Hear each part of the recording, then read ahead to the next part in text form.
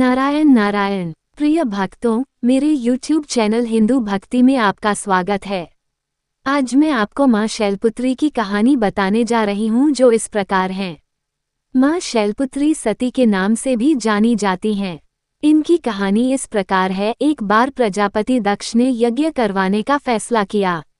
इसके लिए उन्होंने सभी देवी देवताओं को निमंत्रण भेज दिया, लेकिन भगवान शिव को नहीं।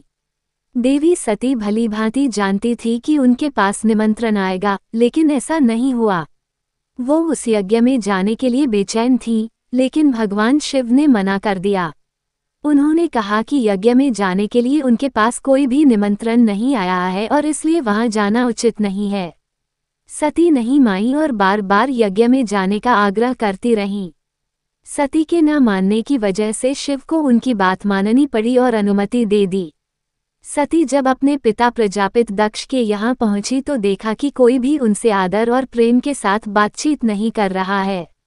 सारे लोग मुंह फेरे हुए हैं और सिर्फ उनकी माता ने स्नेह से उन्हें गले लगाया। उनकी बाकी बहनें उनका उपहास उड़ा रही थीं और सती के पति भगवान शिव को भी तिरस्कृत कर रही थीं। स्वयं दक्ष ने भी अपमान करने का मौका ना छोड़ा। ऐसा व्यवहार देख सती दुखी हो गईं। अपना और अपने पति का अपमान उनसे सहन न हुआ और फिर अगले ही पल उन्होंने वो कदम उठाया जिसकी कल्पना स्वयं दक्ष ने भी नहीं की होगी।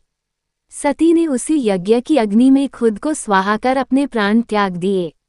भगवान शिव को जैसे ही इसके बारे में पता चला तो वो दुखी हो गए।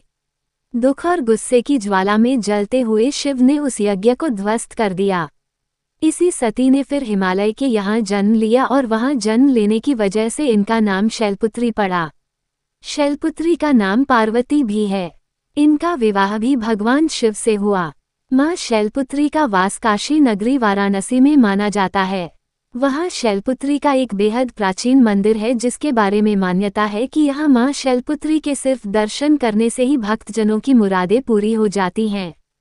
कहा तो ये भी जाता है कि नवरात्र के पहले दिन यानी प्रतिपदा को जो भी भक्त मां शैलपुत्री के दर्शन करता है उसके सारे वैवाहिक जीवन के कष्ट दूर हो जाते हैं। चूंकि मां शैलपुत्री का वाहन वृषभ है, इसलिए इन्हें वृषारूढ़ा भी कहा जाता है। इनके बाएं हाथ में कमल और दाएं हाथ में त्रिशूल रहता है। हमें उम्मीद है हमारे द्वारा दी गई जानकारी आपको पसंद आई होगी। अगर आपको ये जानकारी पसंद आई है तो चैनल को सब्सक्राइब, लाइक और शेयर जरूर करें। ऐसे ही व्रत कथा जानकारी के लिए जुड़े रहें मेरे YouTube चैनल हिंदू भक्ति के साथ।